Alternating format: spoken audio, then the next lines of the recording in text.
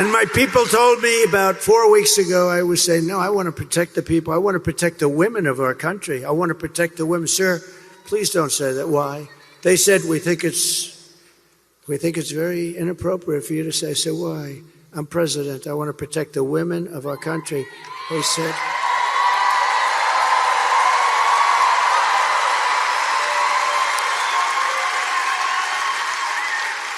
They said, sir, I just think it's inappropriate for you to say, pay these guys a lot of money. Can you believe it?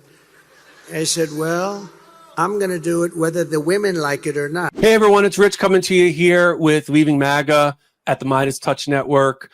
I just want to thank you guys for all of the engagement that you've had with our prior videos and our testimonials. We're at over several million views. I have a really amazing woman and story for you today as another Leaving MAGA testimonial.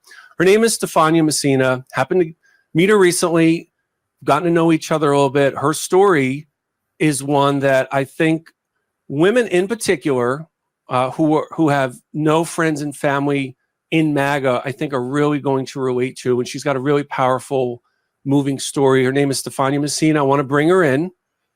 Stephania, come on in. I want to thank you for being here. I know that this is difficult to do. And I think you're just showing such bravery and courage to go and tell this story about what attracted you to MAGA, why you stayed, why you left. In reading your testimonial, which is going to be on our site at leavingmaga.org very soon, I found noteworthy your upbringing. And if you would speak about that for a moment, because I feel like the upbringing that you went through and the hardships and surviving them really somewhat paved the way for you to come into MAGA. Yeah, sure. So I am half Italian and half Greek. My mother was the youngest of 8 in an Italian family. My dad, the second oldest of 6. And the really monumental thing that happened in my family that led to a lot of trauma was my uncle passing away in Vietnam. My father was only 14 when this happened, and he ran away from home, had some really terrible experiences, and became hooked on heroin. He became a heroin addict. But he was what we call a working addict. So he still worked my entire life. He was a residential painter, but he struggled with addiction his entire adult life until he passed in 2017. So my upbringing was one in which my mother tried to shield us from that fact for a very long time. And there was just a lot of tension, turmoil, fighting. My younger brother had some behavioral issues. And so I just lived in a very emotionally chaotic household.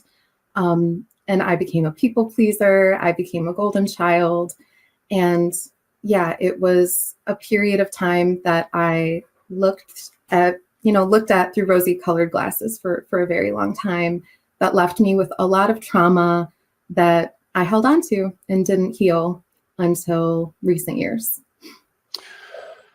So thank you for sharing that. Again, I know that that is difficult to share, and there's a vulnerability to these stories and the kind of testimony you're giving. It's why I think people are so moved by them.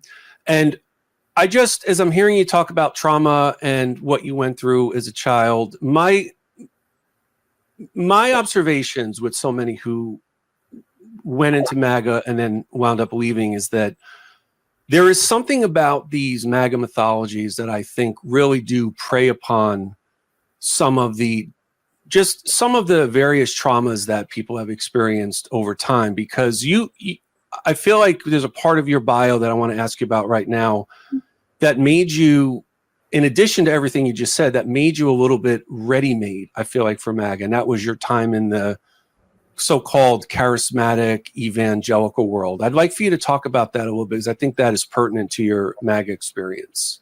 Yeah, sure. So my husband came out of a very high control religious upbringing.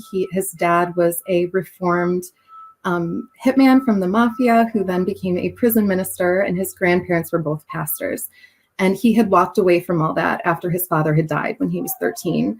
And so that's relevant because I had also been brought up in the church for a number of years, but my father's addiction had gotten to a point where we ended up moving and no longer attending church. So when my husband and I met, we were both looking for a new way to live, trying to find ourselves, having come out of these traumatic childhood experiences, and just like most young 20-somethings newly married and having children, you know, we were having a lot of learning experiences and we were struggling with money. And at that point in time, we lived in a farmhouse. We were in over our head financially, house poor, as some people like to call it, and really just hit a low point in our marriage. We had just had our third child.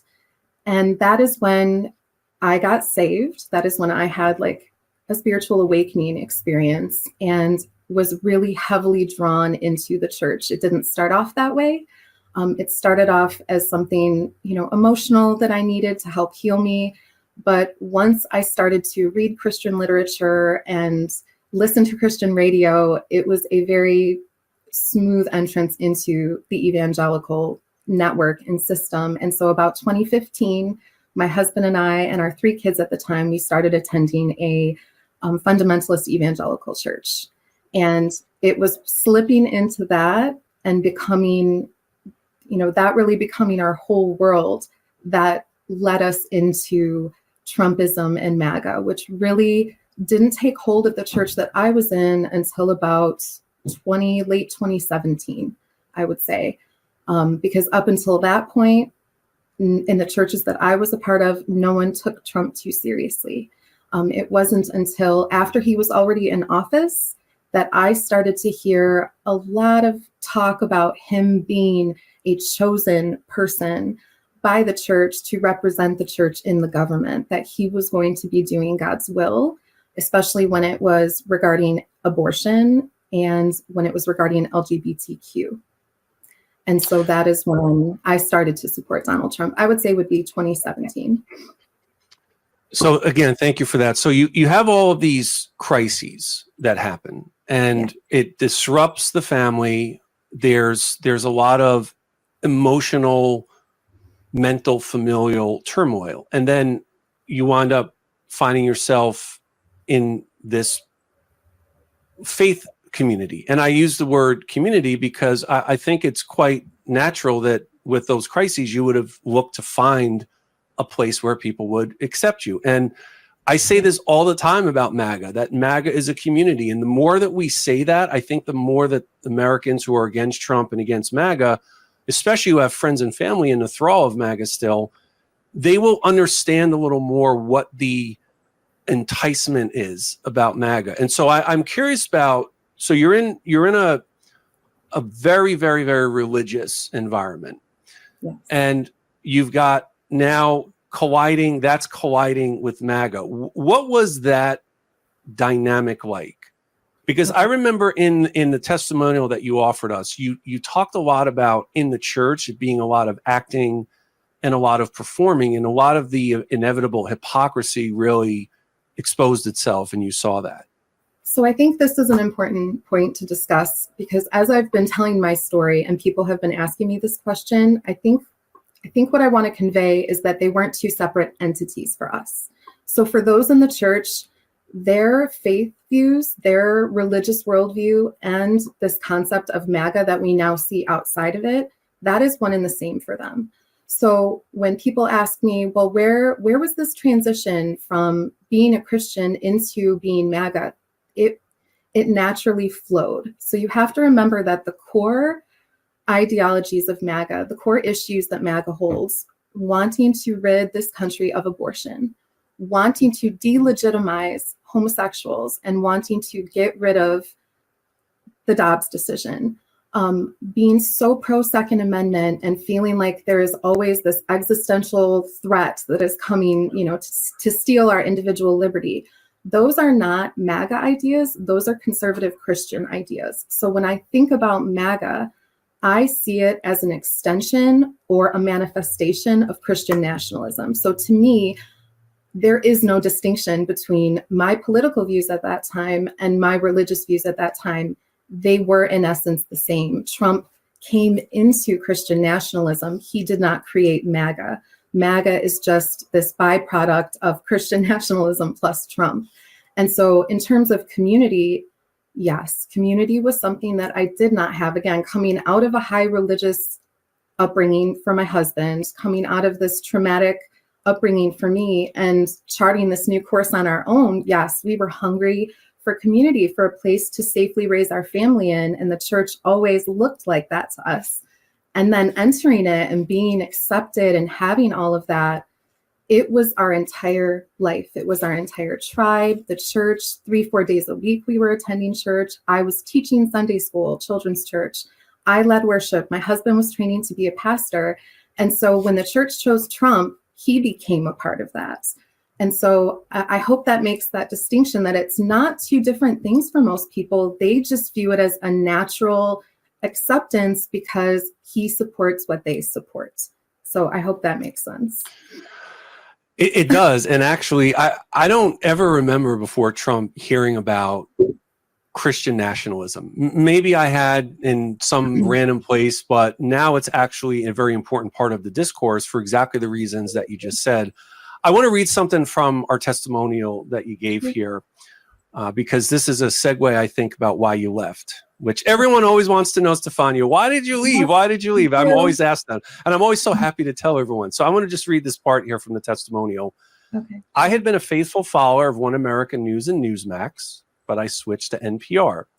I started doing real research. I started to think critically again. I realized what a fiasco the pandemic had been. So many people focus on January 6th as Trump's worst moment, but I think his lack of leadership during COVID was one of the most egregious acts of any president. So January 6th and the pandemic, two reasons amongst a few others why I decided to leave MAGA. Now, I want to ask this as a timeline and then find out from you, what's your life like now, being out of MAGA? And how, all right, what's your mental health like now? What's your worldview like now? And how long would you say it really took from the time your doubts commenced to the decision to say, I'm out, I can't support this anymore?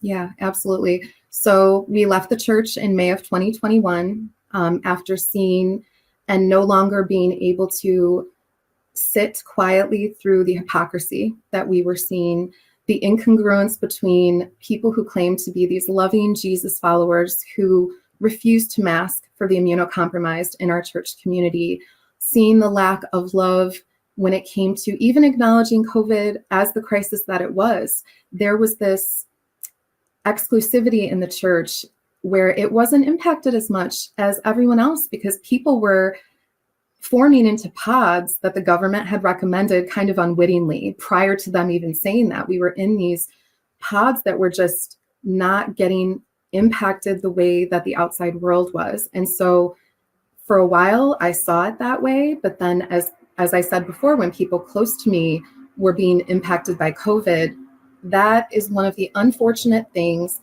that is common with everyone I talk to who has come out of this mindset. It took something personal.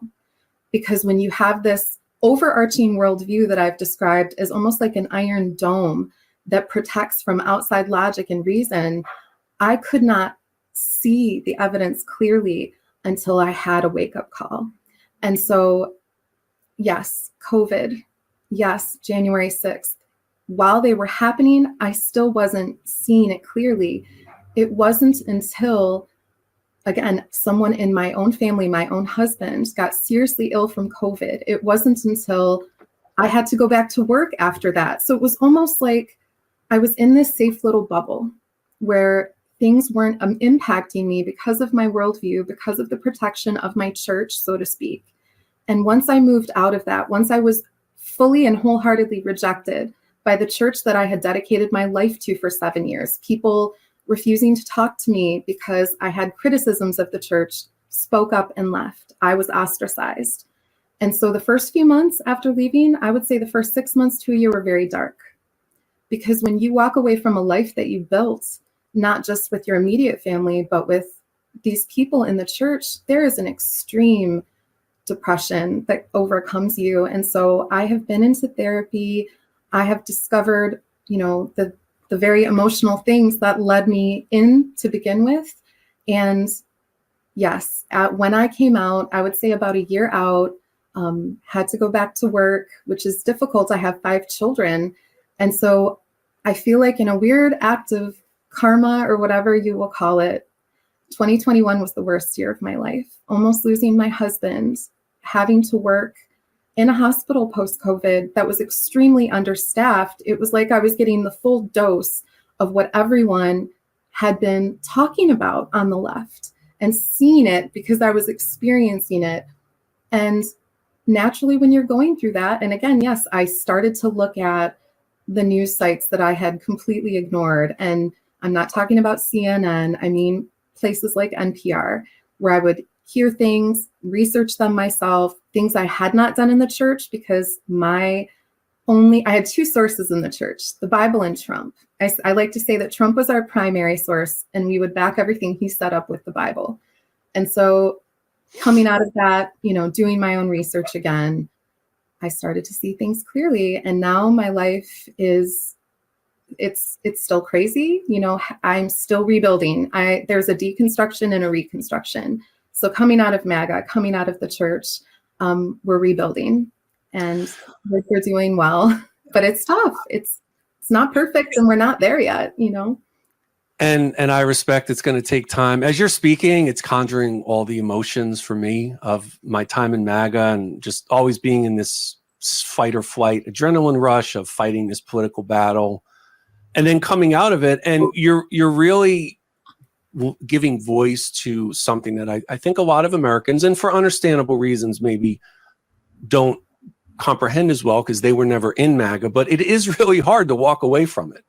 There is a community in which we're validated and we're vindicated and we invest ourselves in it beyond just anything financial. And you're doing it. And I think, though I don't like to always make topics about race and gender, I think as a white woman in particular, having left, I don't want to volunteer you for this, but I'm going to volunteer you here. I see you as a leader in the movement to empower people to leave MAGA. And I just think so much of your story, it's impossible for people to look away. And I think for those amongst us who are going to start having doubts about their support for Trump, I think that you're going to be someone who's going to be amongst the very first that they turn to try to figure out how do they get into the exit ramp, the off ramp. That's why we really created Leaving MAGA. It's why we're doing these videos, is to create that new community. So I've got a feeling, as we wrap up here, that a lot of people are going to want to connect with you. So again, no pressure. Where can everyone find you online so they can reach out to you, learn a little bit more about your story? Yeah, sure. So I started posting on TikTok just a few months ago after my oldest son was diagnosed with cancer, and I just wanted a place to kind of connect with other cancer moms. And then through that started posting about my journey.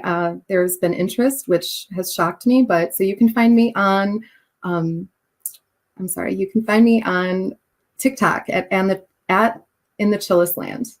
And that is my space where I'm just kind of sharing my story. And I plan to do maybe a 4 or 5 video series on my story, just diving a little bit deeper into these topics in those little 10-minute formats. Because as you can see, I struggle a little bit telling my story because this is all new. It's taken me 3 years. Yeah, it's taken me 3 years to have the confidence to speak up because it is incredibly, I don't want to understate how hard it is to leave. And that's why I am so grateful that we met and that you are doing what you're doing, because feeling like I had nowhere to go for 3 years, feeling like, okay, I left this space. These people essentially hate me now. And I was afraid to speak up. I was afraid of getting all of this backlash on the left. It has been the opposite. People have been so kind and so welcoming. I have not gotten the judgment that I was afraid of, oh, you're an idiot. How could you fall for that? It was really people lifting me up and saying, you did the right thing. And I didn't expect that. And that has been refreshing. And so I want to encourage anyone who is having these reservations and doubts, do the thing that you know is right. Do it for yourself. Yes. Do it for your children. Do it for our country. But don't be afraid, because there is, I don't want to say a soft place to land because it's not easy, but there's a safe place. And it's worth it. It's worth it. Stephania, I just want to say, first off, thank you. So proud of you for doing this. Again, I know that it can be nerve-wracking, and I just want you to know you are a very new, welcome member of our Leaving MAGA community. Thank you so And much. your testimonial, again, so everyone out there knows, it's going to be available at our site, probably by the time this video hits, at leavingmaga.org. So as we sign off here, I just want to say, as we always do, I'm Rich, and I left MAGA. And I'm Stephania, and I left MAGA. Thank you so much for being here with us. Appreciate everyone for watching. Hey, everyone, if you like this video, be sure to subscribe so you don't miss any of the updates of our Leaving MAGA videos with the MeidasTouch Network. And if you know anyone out there who's left MAGA, or you have a friend or a relative who's not sure about their support for Trump, make sure you get them in touch with us at leavingmaga.org. As always, thank you guys for watching. Love this video? Make sure you stay up to date on the latest breaking news and all things Meidas by signing up to the MeidasTouch newsletter at MeidasTouch.com/newsletter.